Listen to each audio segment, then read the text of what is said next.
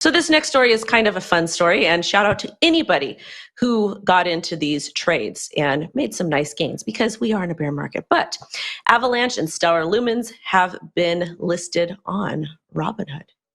So a couple things that I want to talk about this. Like, the charts look pretty decent for these on the daily, but again, I would still be a little bit cautious considering the news earlier regarding Tornado Cash and the entire crypto space along with Bitcoin.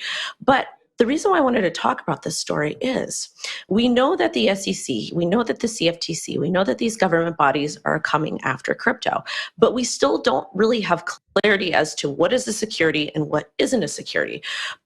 But with this particular story here, would Robinhood list these two assets, Stellar Lumen and Avalanche, if they weren't confident that they were not securities or not? Because if they list these assets, they allow trading, and then the SEC says, hey, these are in fact securities, couldn't Robinhood get in trouble, just like what we saw kind of with Coinbase and the 9 out of 24 assets that were listed in that DOJ case? Who wants this one? I can pick it up really quickly. I want to point to the first quote I pulled, Wendy, was exactly to that. So see, Vlad Tenev said that the firm prides itself on the addition of new cryptocurrencies, and went on to say that some platforms might be inadvertently offering securities to users. I think this is just a strange thing to say publicly, given what we just saw happen with Coinbase, and given the fact that Robinhood recently paid a $30 million fine to regulators. I feel like drawing attention to yourself like this in the current regulatory state is a little bit odd. You know, SEC Chair Gary Gensler has said he thinks that most cryptocurrencies are securities. And so I think, you know, exchanges and platforms like Robinhood are going to be in the crosshairs as we move forward. That said, I want to just applaud Robinhood for making crypto so accessible. I went on the website earlier today to see if that 24/7 phone support is still available to its users. And it is. And they encourage people to call in any time of day, any day of the week, to ask questions about crypto trades. If you're unsure about, you know, how to use the platform, you can call them. They'll have answers for you. I really hope that one day we can hear from a journalist who calls Robinhood and asks some crypto questions, because I want to hear what kind of answers they get back. I hope that they are actually useful and this isn't just some kind of marketing ploy. But Will, what did you think of the story? Yeah, I'm going to take a real quick shot at Stellar because I'm really confused how they continue to get into these lineups, right? Like, it might be still a top 30 coin, but you're a fork of a fork. No one uses you for anything. How are you getting listed on Robinhood before everything else? Avalanche makes sense because it's this year's or this last bull market's round of top coin performers, right? It was up there with Luna. It was up there with Ethereum this round. It was up there with Near, a few other tokens, right? Solana.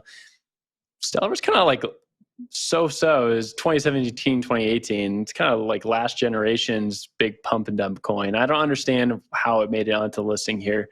And so I definitely have some questions about the listing process. Coinbase gets a ton of flack for their listing process. So why don't we have the same scrutiny for other platforms like Robinhood, which are also starting to list some of these tokens? Wendy, to you.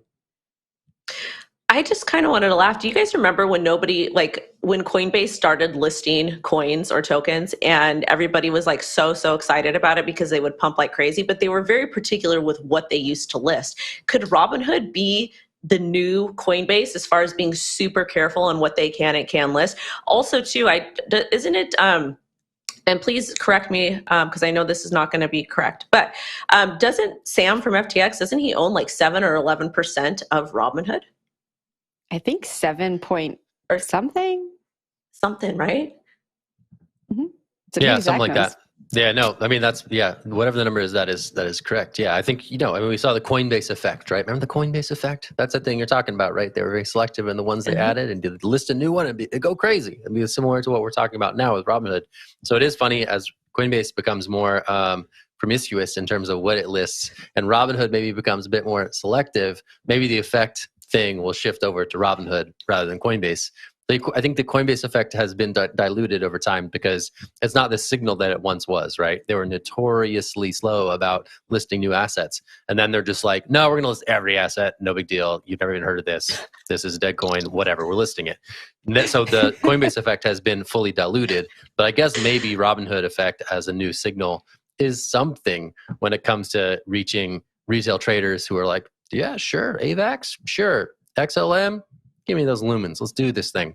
So it's interesting to see some of these big listings actually still have juice in them even now. But yeah, I think like, to Will's point, wasn't it like AVAX was like a portmanteau of like the hot new L1s at one point before everything went south, right? They've been sort of in the conversation.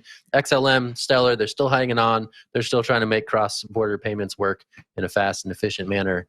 But yeah, interesting to see these two added to the roster. Of course, I mean, there's some older coins on the Robinhood crypto roster, and if you look at what's listed, you can see. But yeah, more corns, more corns out there, more trading. More corn. That's more corns. We got more corns on Robinhood, and people can trade those corns. And man, more power to you.